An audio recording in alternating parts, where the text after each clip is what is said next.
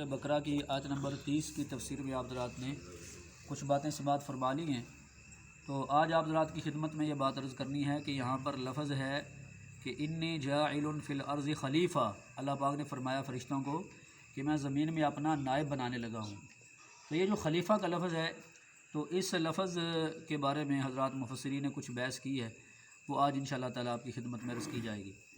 تو لفظ خلیفہ عربی زبان کا لفظ ہے اور اس کا معنی ہوتا ہے جانشین، کسی کا قائم مقام، جانشین۔ خلافت کا معنی ہوتا ہے جانشینی۔ تو اللہ تعالیٰ نے قرآن پاک میں جہاں بھی خلافت کا لفظ ذکر کیا ہے تو اکثر جگہوں پر وہاں پر ساتھ عرض کا لفظ بھی ہے۔ زمین میں اللہ فرماتے ہیں میں اپنا خلیفہ بنانے لگا ہوں، یا ہم نے تمہیں زمین میں نائب بنایا، زمین میں خلیفہ بنایا۔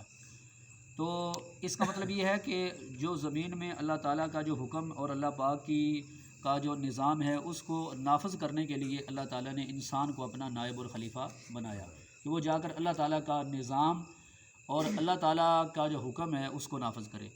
اس لیے یہ بات ہر مسلمان کو ذہن میں رکھنا چاہیے کہ اقتدار اعلیٰ اور حاکمیت اعلیٰ وہ صرف اللہ تعالیٰ کی ذات کو حاصل ہے۔ مطلب یہ ہے کہ سب سے بڑا قانون اور سب سے بڑا اصول وہی ہوگا اور وہی مسلمانوں کے ملک میں اور مسلمانوں کے ہاں رائج ہونا چاہیے کہ جو قانون جو حکم اللہ تعالیٰ نے بنایا ہے اور جس کا اللہ نے حکم دیا ہے۔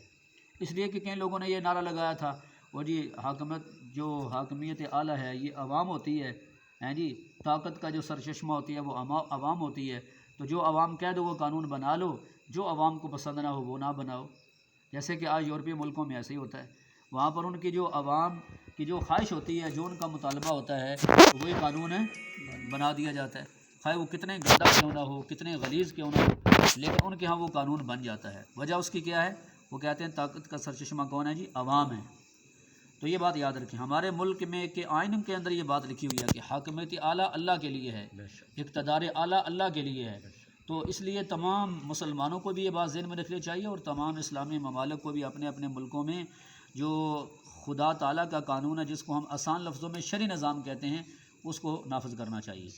دوسری بات یہ ہے کہ اللہ تعالیٰ نے انبیاء علیہ الصلاۃ والسلام کو بھی اپنا نائب بنایا۔ حضرت آدم علیہ السلام پہلے خلیفہ ہیں، انبیاء علیہ الصلاۃ والسلام کی بات ہو رہی ہے، اور ہمارے پیغمبر حضرت محمد رسول اللہ صلی اللہ علیہ وسلم وہ اللہ تعالیٰ کے آخری خلیفہ ہیں اس زمین میں انبیاء کے اعتبار سے، جو انبیاء علیہ الصلاۃ والسلام کو اللہ نے دنیا میں مبعوث فرمایا۔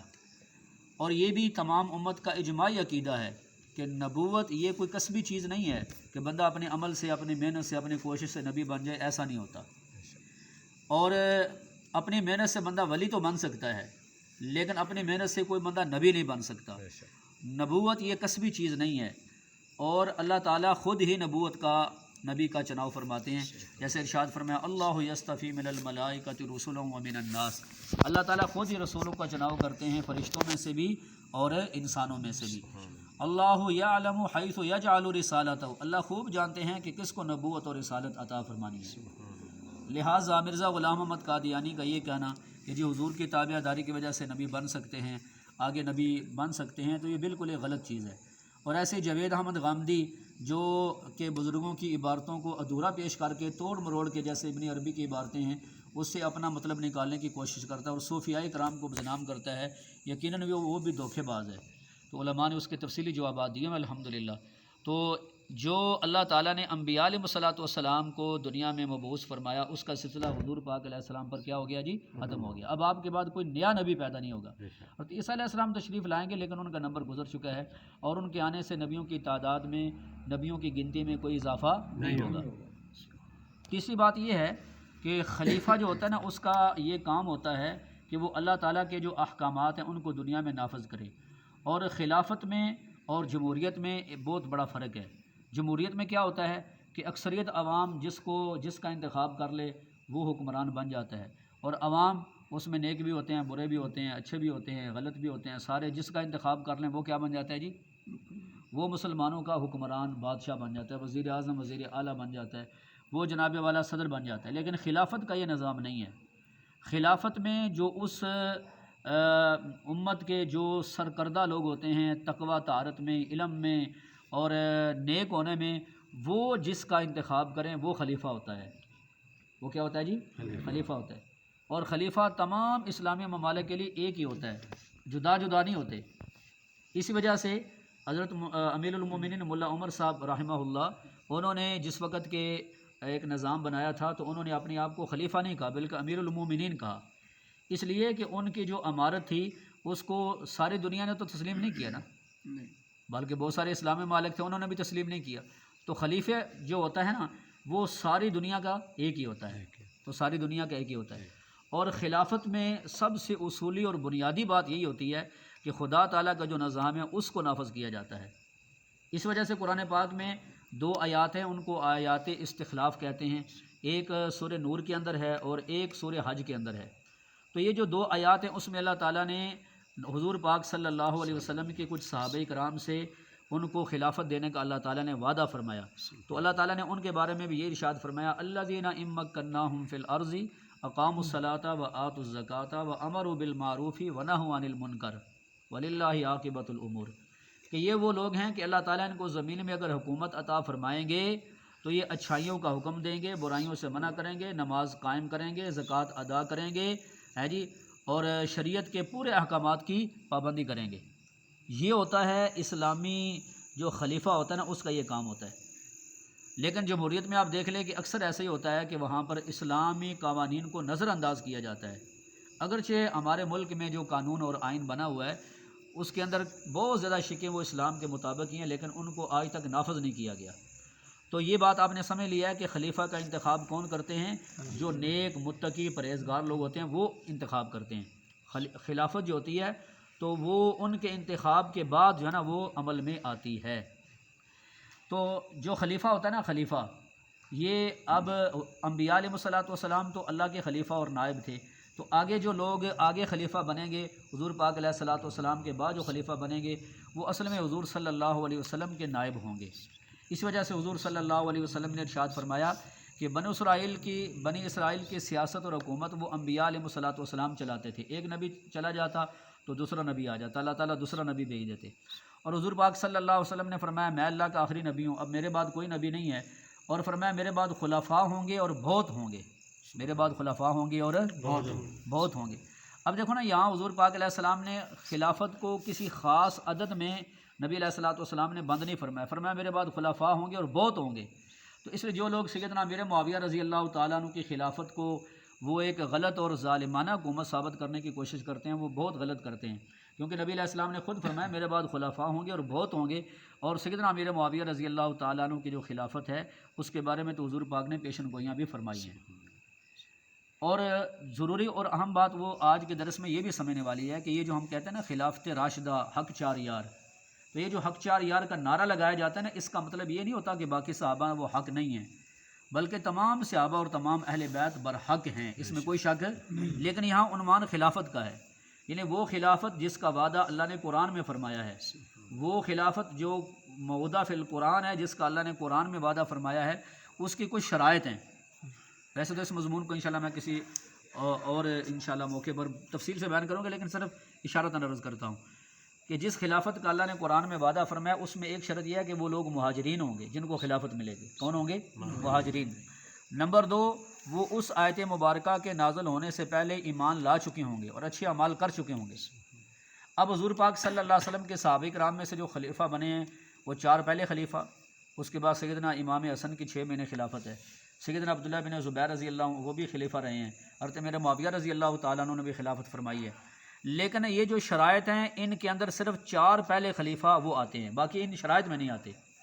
سیدنا امیر معاویہ رضی اللہ تعالیٰ عنہ مہاجر صحابی نہیں ہے، امام حسن رضی اللہ تعالیٰ عنہ کی پیدائش مدینہ شریف میں ہوئی ہے، حضرت عبداللہ بن زبیر رضی اللہ تعالیٰ عنہ کی پیدائش بھی مدینہ شریف کے اندر ہوئی ہے، تو وہ تو مہاجرین کے اندر آتے ہی نہیں ہیں۔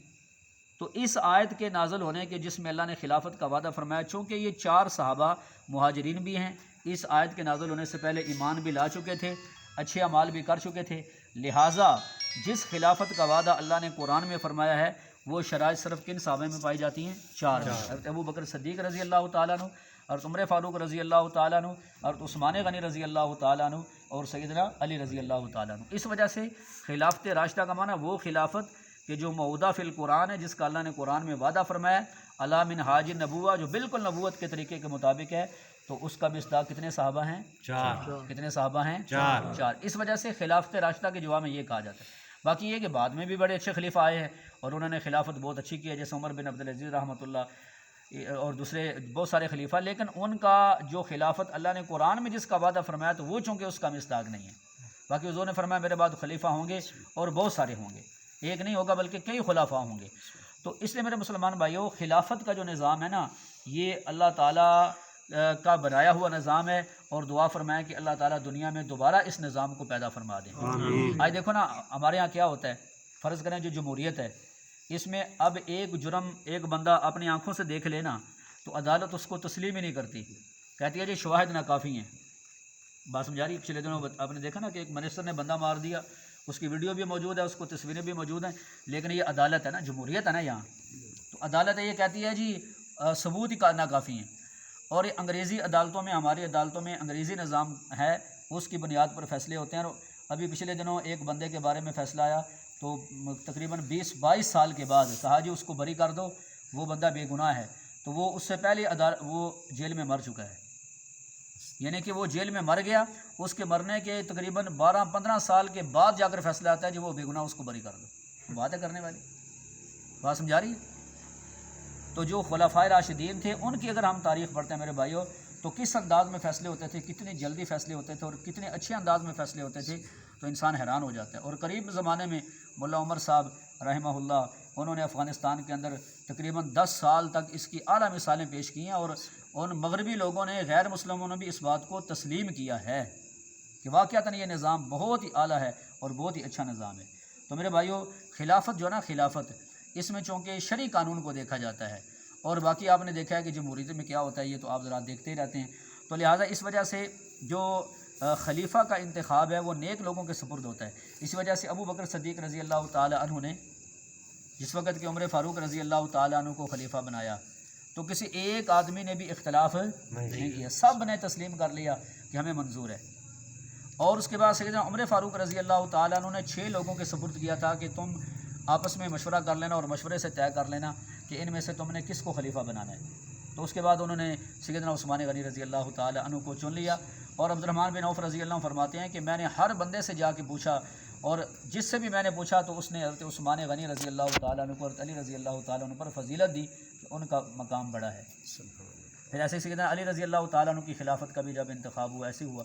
ابو بکر صدیق رضی اللہ تعالیٰ عنہ تو حضور پاک علیہ السلام اشارہ دے گئے تھے اپنی زندگی میں ان کو مسئلے پر کھڑا کر گئے، تو بعد میں تمام صحابہ کرام نے بلا اتفاق بغیر کسی اختلاف کے سیدنا ابو بکر صدیق رضی اللہ تعالیٰ عنہ کو اپنا خلیفہ مان لیا، ان کو اپنا جو نا خلیفہ تسلیم کر لیا۔